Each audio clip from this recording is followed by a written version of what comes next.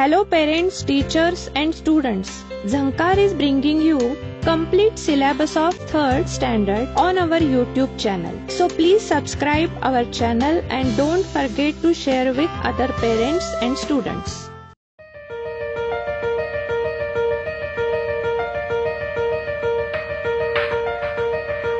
पाठ 18 मजेशीर होड्या.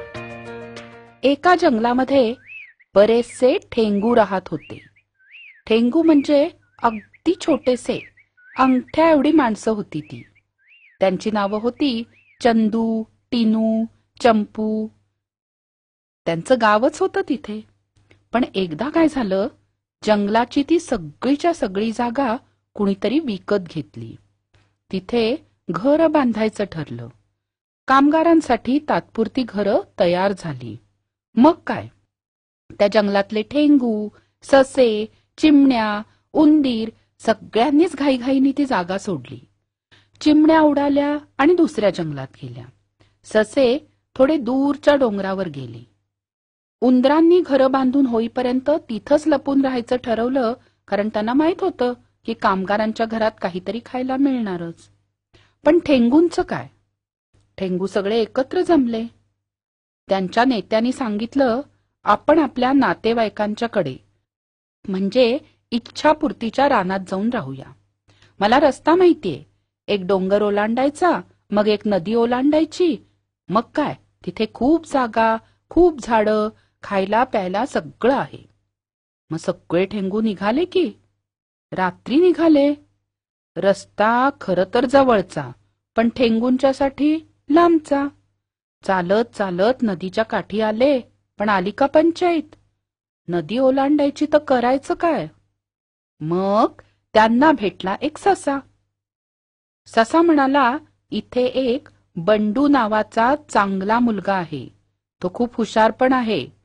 एकदा मी पूर्वी सापळ्यात अडकलो होतो, तेव्हा त्यानंच मला बाहेर काढलं होतं. तुम्ही जाऊन त्याच्या खिडकीवर टकटक करा, तो नक्की तुम्हाला मदत करेल.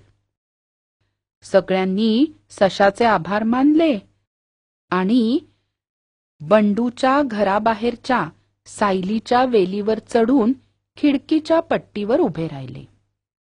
ठेंगू चंदूनं खिडकीवर टकटक केलं. बंडू जागा झाला आणि ठेंगूंना बघून इतका थक्क झाला की त्याला काहीच कळेना.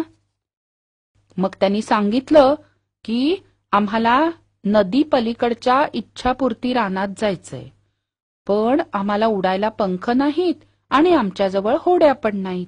तू काही करशील का मदत आम्हाला? बंडू म्हणाला, करतो मदत. पण म्हणाला, कागदाच्या होड्या तर पाण्यात भिजून जातील. मग मी तुम्हाला अक्रोडाच्या टरफलांच्या होड्या करून देतो.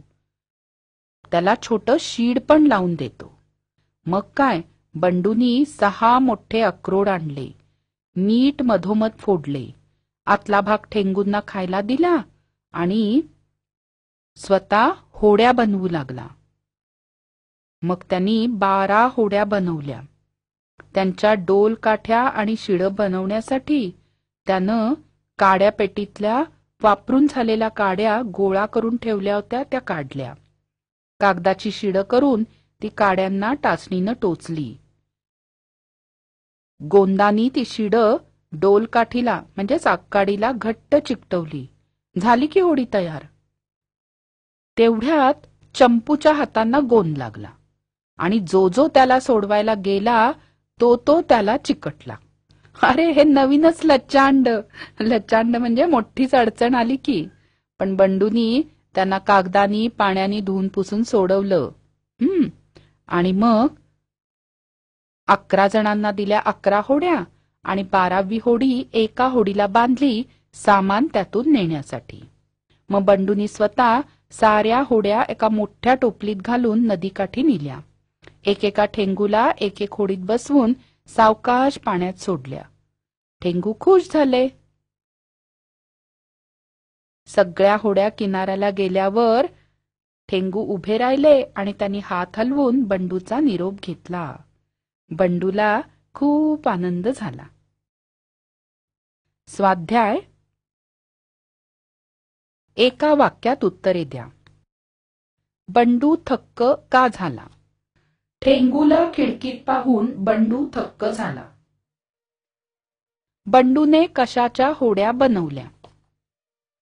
बंडूने अक्रोडाच्या टरफलांच्या होड्या बनवल्या.